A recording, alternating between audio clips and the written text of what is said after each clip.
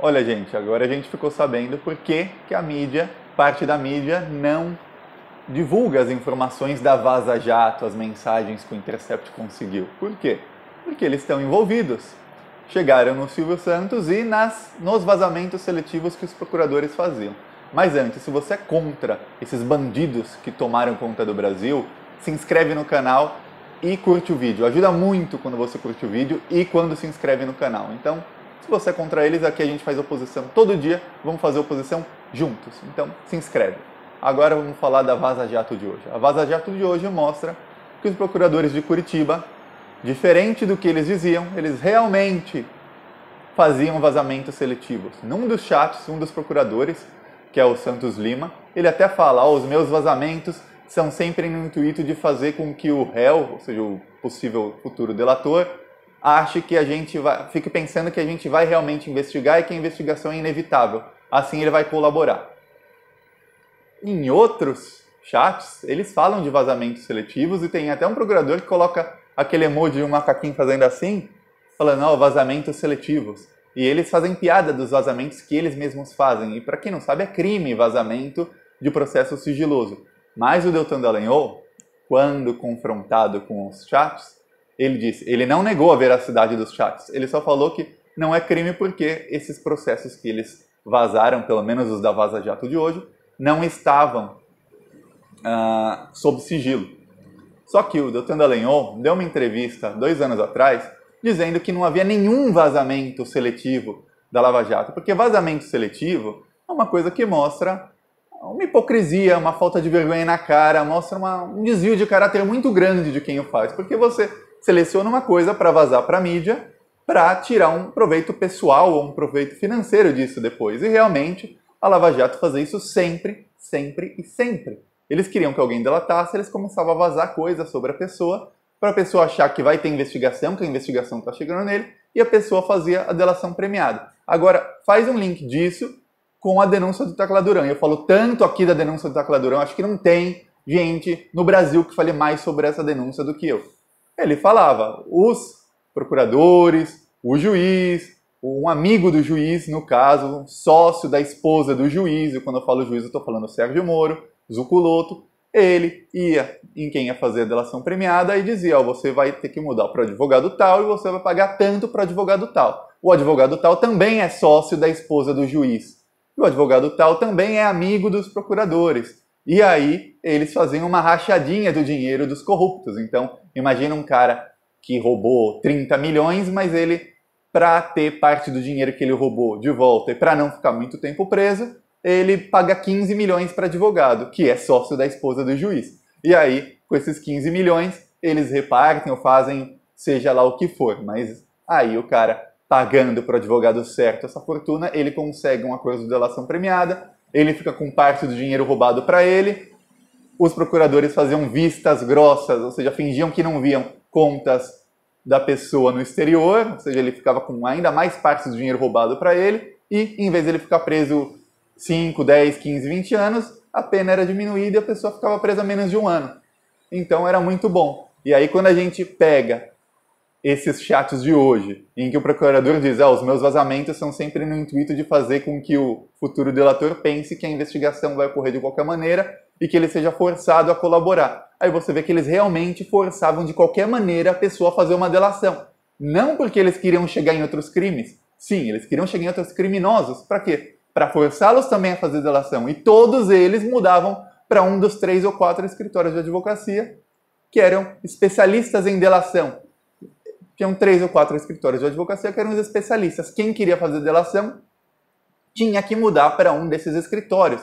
E tem uma denúncia grave que foi feita pelo Gilmar Mendes, que ele disse que um advogado muito famoso, que é o Batóquio, que foi até advogado do Lula, foi advogado do Palocci também um tempo, disse, eu não vou mais ser advogado do Palocci, porque os procuradores de Curitiba mandaram o Palocci mudar de advogado. E o Palocci realmente mudou de advogado para um desses advogados, cujo escritório tem ligações com a esposa do juiz Sérgio Moro. Então, fica claro que havia um esquema ali. A gente não sabe qual o esquema, mas havia um esquema. E fica claro que os procuradores faziam de tudo para que as pessoas delatassem, para delatar, para eles chegarem mais criminosos que também delatassem, e assim poucos escritórios de advocacia, que até então eram advogados sem muita experiência, começaram a se especializar em delação premiada e começaram a ganhar milhões e milhões e milhões de reais em honorários.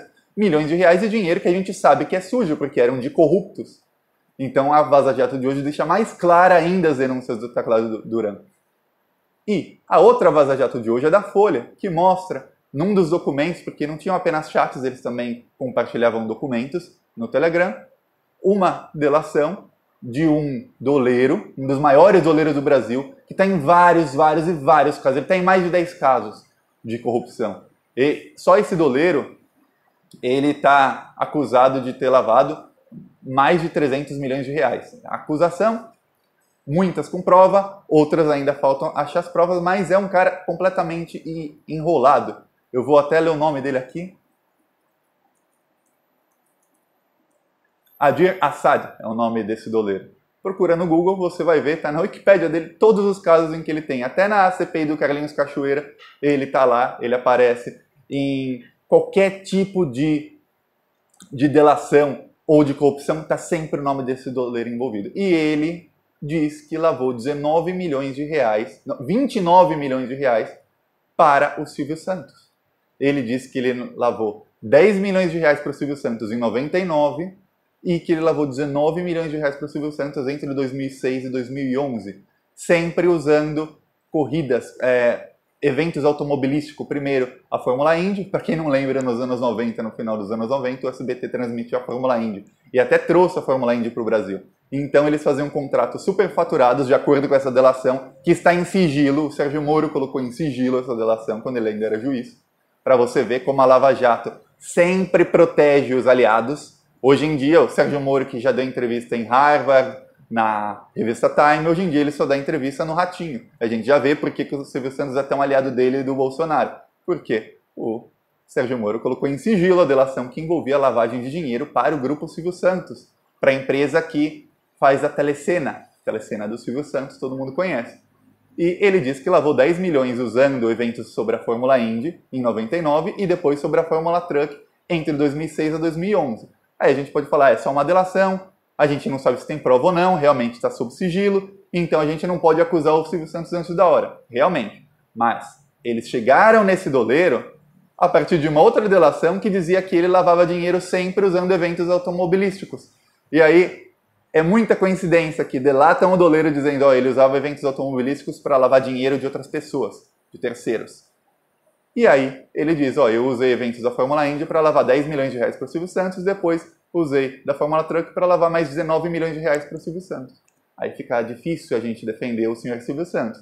Ainda mais a gente sabe que ele é um cara, assim, meio duvidoso, um cara que recebeu milhões para fazer propaganda da reforma da Previdência, que ele sabia que era ruim.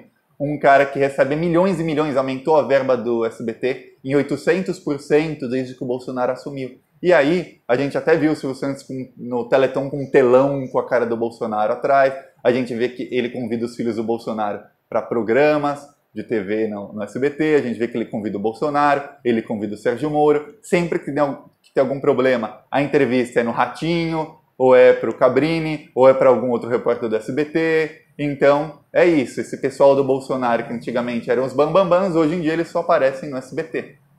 É isso, e a gente vê por quê. E agora a gente fica sabendo que o Silvio Santos tem denúncias graves. E por que o Sérgio Moro põe em sigilo? Primeiro, ninguém fica sabendo da denúncia. Então o Silvio Santos, até poucas horas atrás, ninguém sabia que ele tinha lavado 29 milhões de reais usando um dos doleiros mais famosos do Brasil.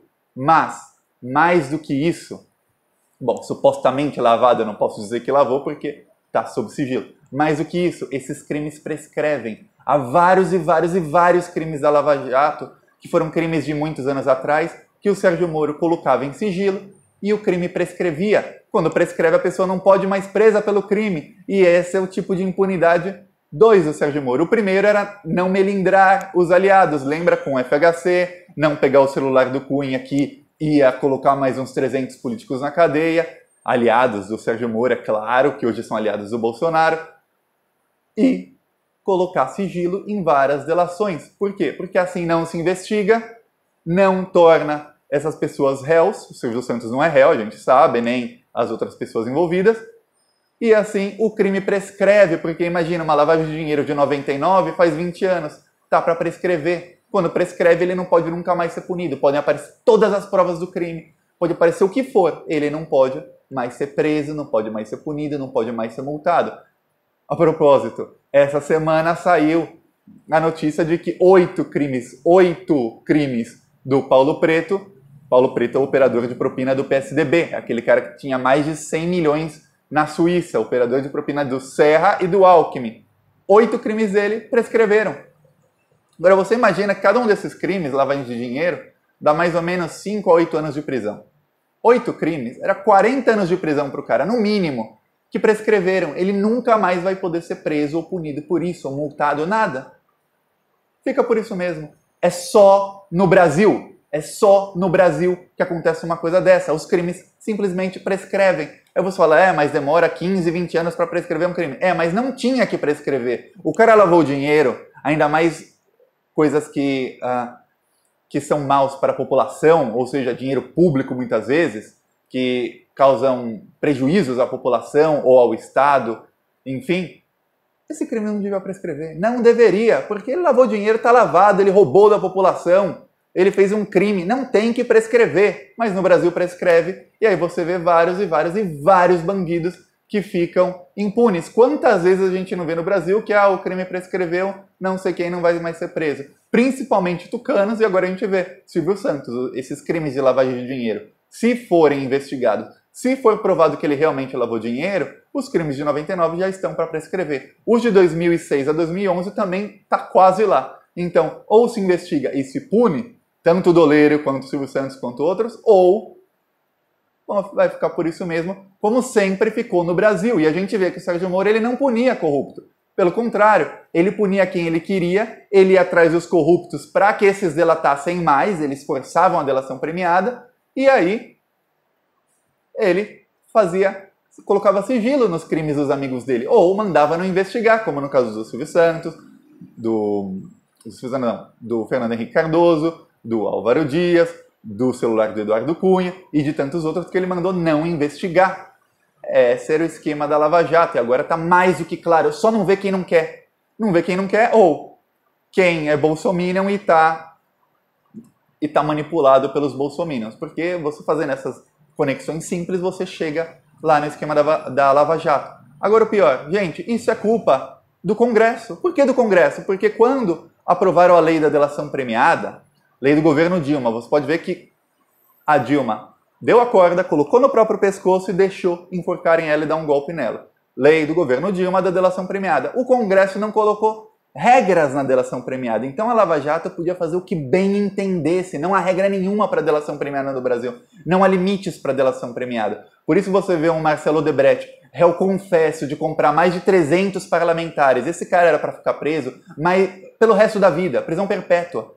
Era para ele pegar mais de 1000 anos de prisão. Ele foi condenado a apenas 79 anos de prisão. A multa da empresa dele, da Odebrecht, era de 15 bilhões, que é o de 15 bilhões para 300 milhões. Então, Sérgio Moro perdoou 99,7% da multa dele, de um cara que, confesso, comprou 300 parlamentares por mais de 10 anos. E ele ficou menos de 2 anos preso. No Brasil, depois da Lava Jato, o crime compensa. E compensa muito. Imagina você roubar bilhões e bilhões e bilhões de reais, você paga 300 milhões de multa, você fica 1 ano e meio preso e depois você sai para aproveitar todo o dinheiro roubado e todo o poder que você conseguiu roubando esse dinheiro. É um crime muito bom. O Marcelo Odebrecht deve estar rindo. Se o Marcelo Odebrecht rir esse vídeo, vai rir, vai falar, obrigado, Sérgio Moro, obrigado, Deltan Dallagnol. É isso.